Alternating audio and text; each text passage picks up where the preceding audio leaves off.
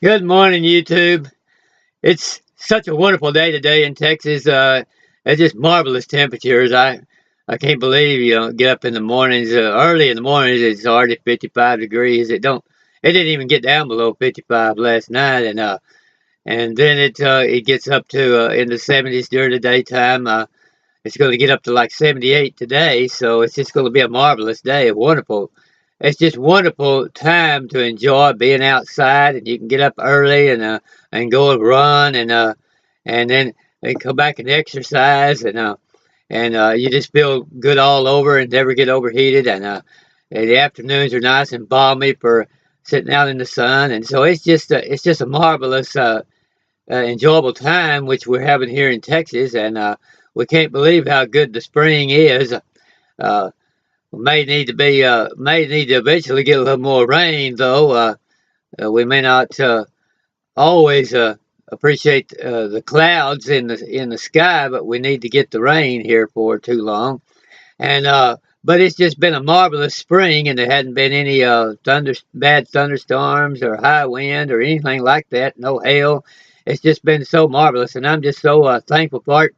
And it's just been a marvelous time in the spirit with the infinite mind, just flowing out all kinds of ideas and just giving me all kinds of energy and reminding me of all of the marvelous gifts which are continually bestowed upon us in our immortal awareness, and how healthy and strong that we actually are when we will wake up to realize that health is from infinite mind and always available to us and always around us and always flooding us.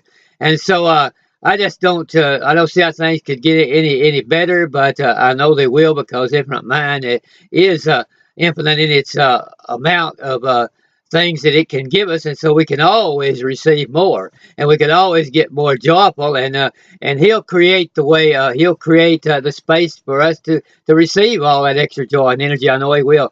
So I'm going to this morning have a marvelous cup of this of Columbia roast organic gold coffee, and I'm going to enjoy that. It just really tastes wonderful. I mean, you could just taste the fresh brew of it. You know, when you make it in this Presto Maggio, it just immediately it just brews it out of that fresh cup, and it's just a marvelous thing. And then later on, I'll have some of this Cafe Supreme from Organic Gold. It's just it's a marvelous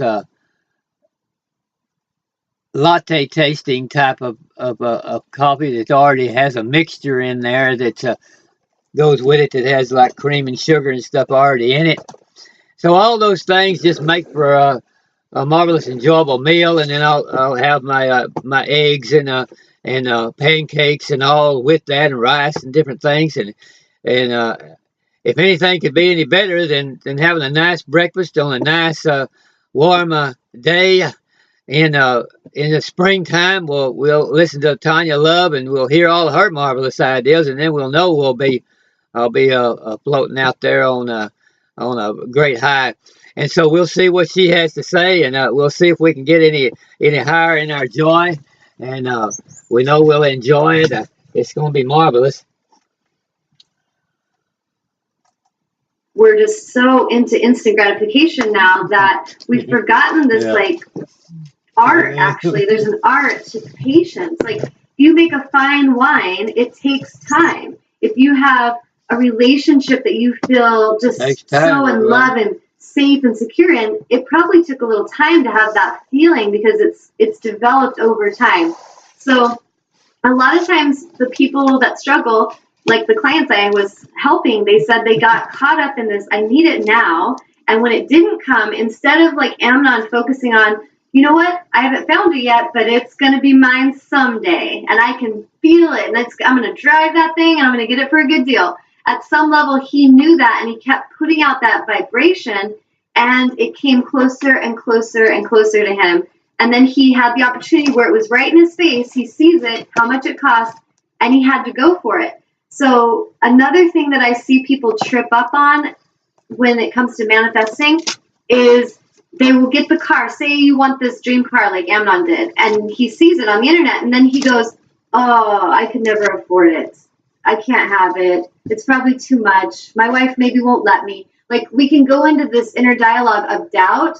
And so what that's like energetically to the universe is like you would open the door and you said, I would love this dream of mine to come. And then the dream thing that you want, it's right in your face. And then you say, oh, I can't afford it. Slam. You slam the door right in that dream. So a lot of us really need to tune in. As a healer, what I help clients heal, the most important part of the healing I do is to help clear this deep wound of self-worth. I'm not worth it. I'm not good enough. That is at the core of all human struggle.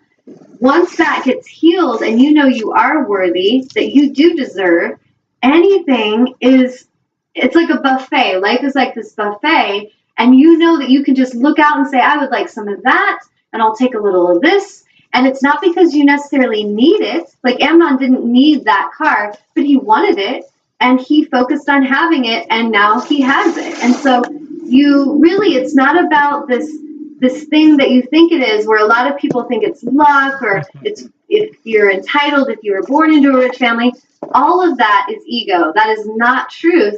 Law of attraction focuses on your vibration, period. So whatever you've got going on in yourself vibrationally today is what you are sending out signals to the universe connected to. So if today you aren't feeling very well and you're in chronic thought of, oh God, I hope it's not worse. I hope it's not cancer. Oh my God, there's signs. Now I'm looking for all the symptoms. Could it be?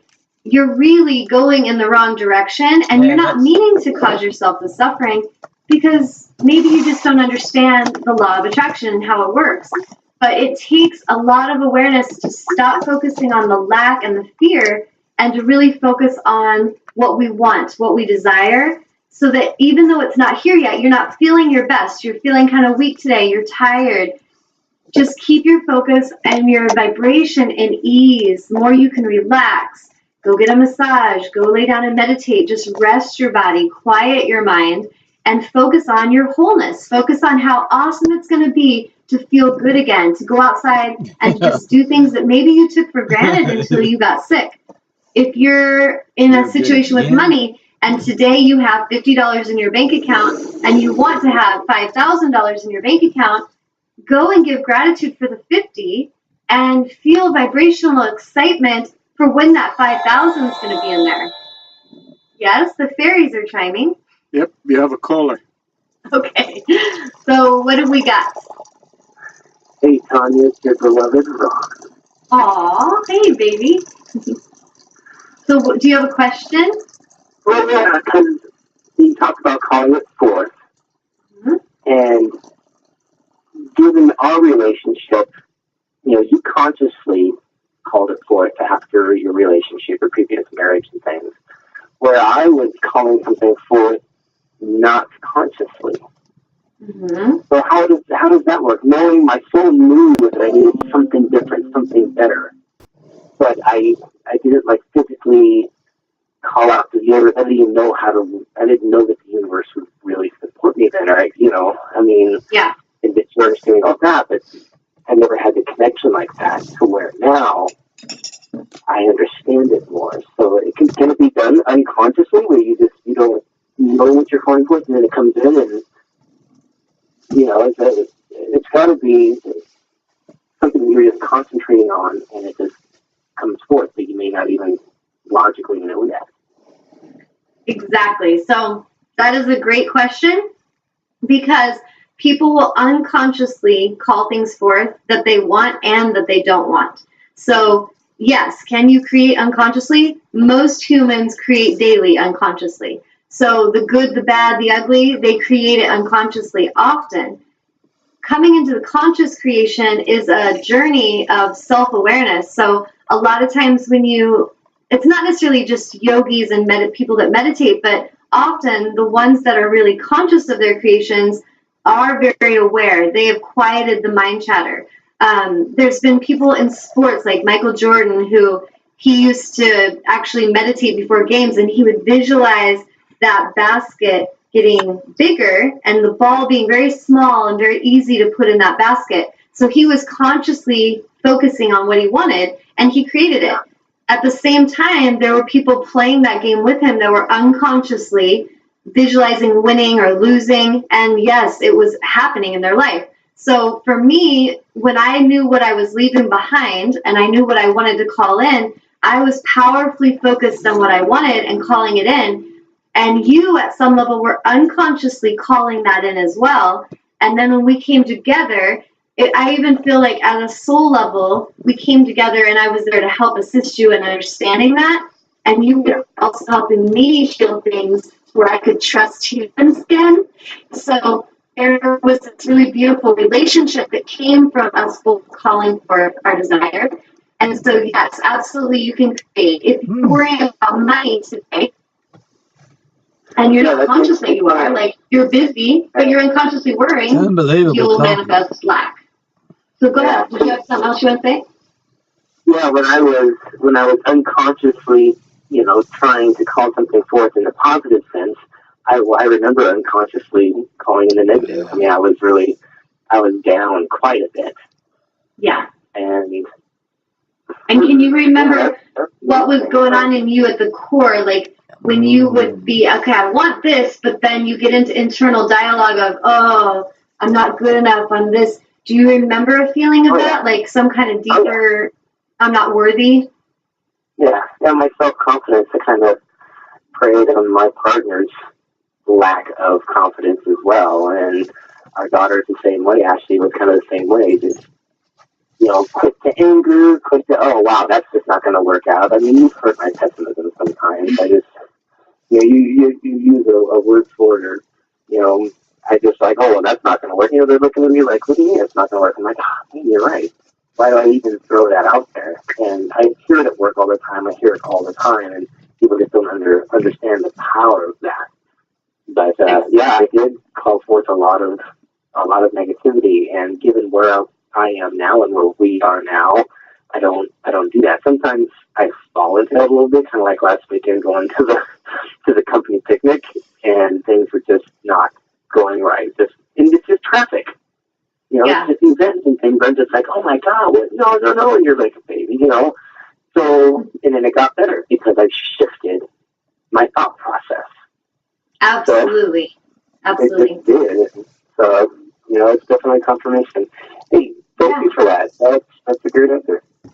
Yes, and thank you for asking. And another thing I wanted to share, Ron and I were talking last night, and it was a really great awareness that goes and connects with this topic. Is he was talking to some guy at work, and the guy was just really impressed because Ron's worked at his job for like 16 years, right? 17, yeah. Or 17 years. And he's worked at this job all this time, and he's always in there, walks in with a good attitude. Even though he works long hours, he's done lots of overtime. But Ron, when he goes to work, he's just like, you know what? This job brings me insurance. It brings me some free time when I want to take it off. It brings me, pretty good pay because I've been here for a long time. And I go there and I embrace it with positive attitude, and I'm going to focus and do my job and do it well. And then it gives me time to go home and be with my family, and I can buy things I want. I can save money to go on trips with my beloved. And he was talking about this, and this guy at work was like negatively focused and goes to work, and he's just like, oh, I've got to go to work. And so we were talking about how the experience of these two humans, they're both going to the same place every day, but their experience so drastically different. One's focused on the positive aspects of that job and the empowerment of the job and the gratitude. So he feels good and probably gets bonuses and different things come to him and opportunities, where the other one's focused on the lack and, complains I don't get paid enough and I'm going to leave if I don't get paid more. People want to complain and say they're depressed or they've got problems because they're not getting enough money. It's not true. Ron and I were talking about it's not that job that's going to make it better. Not more money. It's not it's your attitude. It's what you give yourself. Yeah. Yes. And we were making a reference like with Robin Williams, who I give so much honor to him and his family for what's going on there. But a situation like this is someone that really mirrors to us in society, someone that had pretty much everything. They had money, they had fame, they had support, they were genius, they were intelligent, they had opportunities left and right, and still